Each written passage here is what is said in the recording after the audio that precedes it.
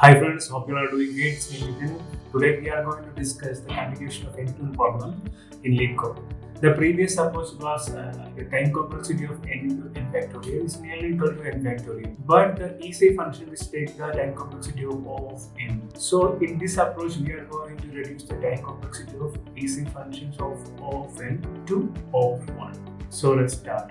Previously, we used the easy method to check if a queue can be placed in each column, then in the upper left diagonal and finally in the upper right diagonal. This method had a time complexity of O of n.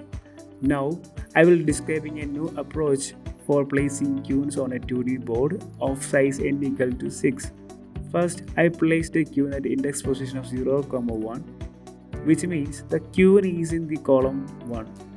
To mark the occupied column, I created a Boolean array of size n and set the value at the index 1 equal to true.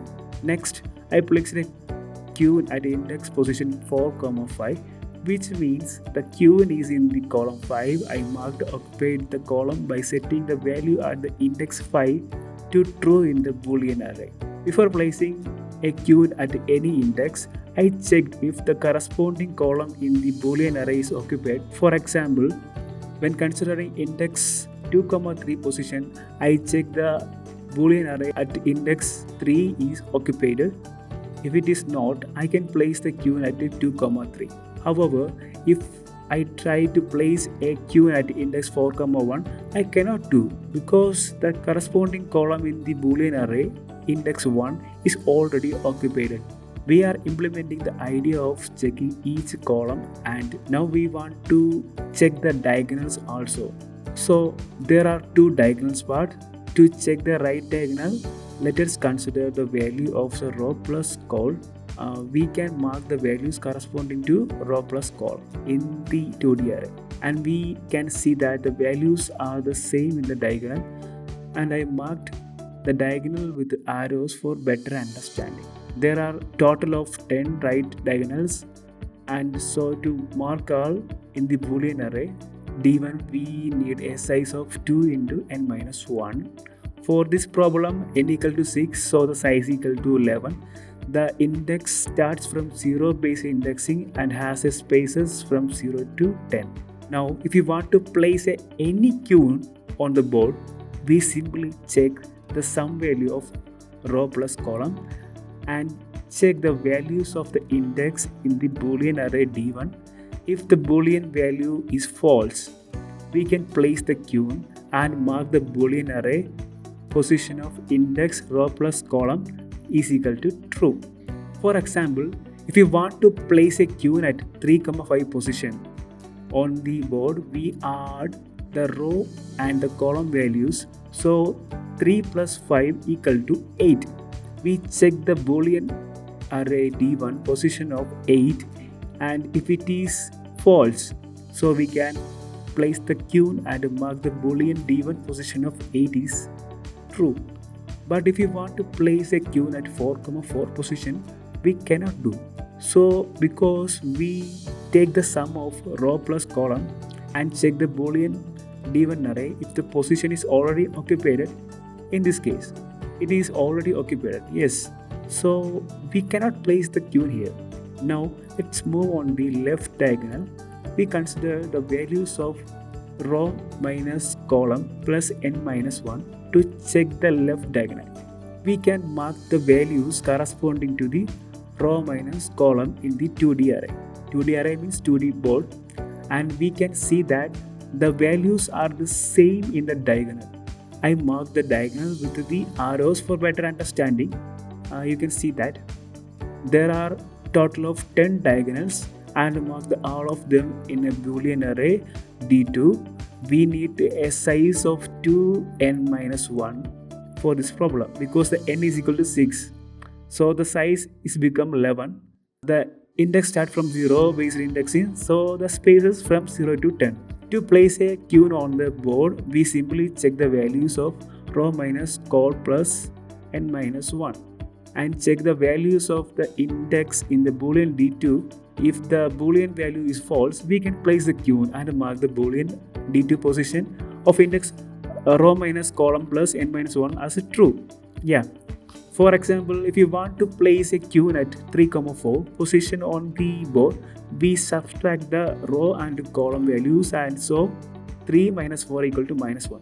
To check the diagonal minus 1, we add the n minus 1 value. So 3 minus 4 plus 6 minus 1 equal to 4. We check the Boolean D2 array of position 4, and if it is false, we can place the queen and mark the Boolean D2 position of as true. But if you want to place the queen at 4, 5 position, we can do so.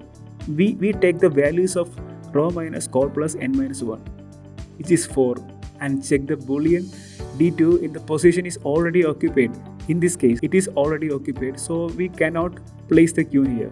Considering if I want to place a queen at 5, 2 position on the board, I simply calculate the values of row minus col plus n minus 1, which is 5 minus 2 plus 6 minus 1 is equal to 8. Then I check the index position of 8 in the Boolean D2 array to see if it is false or true. If it is false, then I can place a queen at this position and mark the Boolean D2 position of 8 is true. I hope you all understand the logic, right? Now we can code the solution. In the previous approach, we did solve the n-queen problem, but the problem is the easy function which had the time complexity of n. So we want to reduce it, right? Yeah. In this code, we are going to remove the easy function, and the main function we are initializing the Boolean arrays of column D1 and D2. Now the n-queen function, we add the Boolean arrays in the parameter, so there is no change in this base case, it's still same. Now come to recursive case. Here before we place the queen, we need to check the position if is safe for the queen by using our new 3 Boolean array. For checking, we needed to Boolean array of array column of column is false. This is if condition. Inside if condition, column of col is false, and Boolean array D1 of row plus col is false, and D2 of row minus col plus board of length minus 1 is false. If it is true, then the queen can take the place.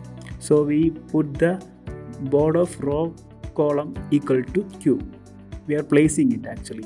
Then also making Boolean array position is true. Now column array of col equal to true. Then D1 of row plus col equal to true. D2 of row minus col plus board length minus 1 equal to true.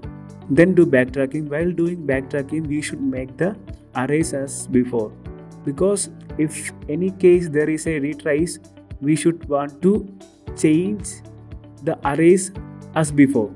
So n-queen function, we want to add our arrays also. So board row plus 1 result, then our new array column comma D1 D2. Then we are adding dot to the board array, and we are making column array of col equal to false, then D1 array of row plus col equal to false, D2 array of row minus col plus board length minus 1 equal to false. Yeah, that's it. Now we can check the solution. Yes, it's working. For n equal to 4 is also working, n equal to 1 is also working. Yes, so submitting it, yes, it accepted. Now it is easy, right? The solution is simple. So in this video we learned how to solve the n-queen problem in efficient way using our backtracking algorithm. We created a n-queen function to recursively call. Then we created a n-queen problem function to recursively place queens on the chessboard and find all possibilities solution to the problem. Then we completed our n-queen solution to initialize the variable and call the n-queen function, and finally we tested our code by printing all possible solution. Then the time complexity equal to of n factorial. Now we are improve our solution, and because we removed the easy function when we added the array implementation on the n-queen problem. So that's it folks. I hope you all are understand the solution, and we did solve the N-queen problem completely on the previous video, the part 1. So do watch to understand more about the problem, and see you guys. I will come with the new video. Until then, bye. Thank you.